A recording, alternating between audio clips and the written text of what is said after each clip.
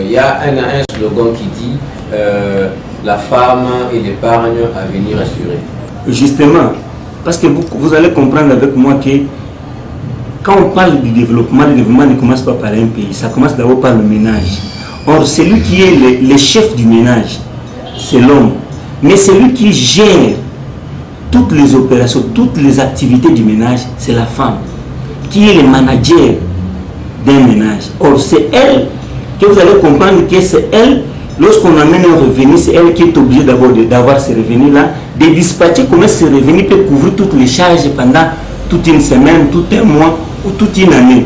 Donc vous allez comprendre avec moi, si on crée maintenant cette culture d'épargne au sein de cette femme-là, cette femme va mieux protéger, orienter et coordonner les actions par rapport aux revenus du ménage pour que le ménage puisse subvenir aux différentes charges liées à cette dépense. Monsieur le gérant, d'une manière brève, quelles sont les stratégies que vous mettez en place pour intégrer la femme réellement au circuit financier? Justement, monsieur le journaliste, ça c'est une très bonne question.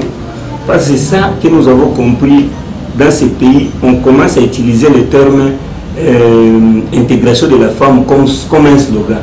Or, nous, les préco, nous n'avons pas pris ça comme un slogan. Nous avons créé maintenant des mécanismes. Parce qu'on s'est dit, si on veut intégrer une femme dans le monde du développement, il faut savoir où commencer, comment développer et où est-ce qu'on va aboutir avec ça. C'est pour cette raison qu'avec nous, la journée du 8 mars ici, nous voulons maintenant rentabiliser ça avec le mécanisme d'intégration. C'est-à-dire, lorsqu'on va demander à ce que la femme puisse ouvrir son compte gratuitement, c'est dans l'objectif d'abord le mécanisme primordial de l'intégrer dans le monde des institutions financières.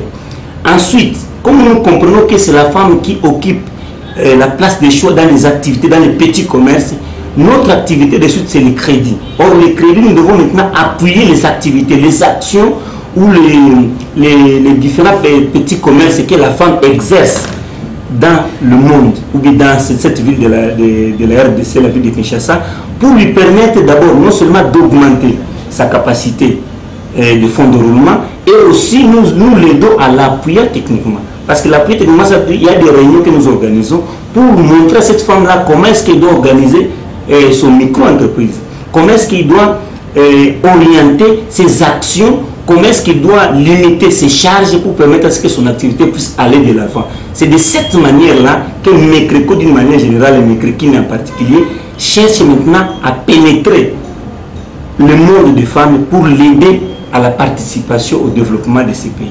Très bien dit, monsieur le gérant, et c'est une bonne chose.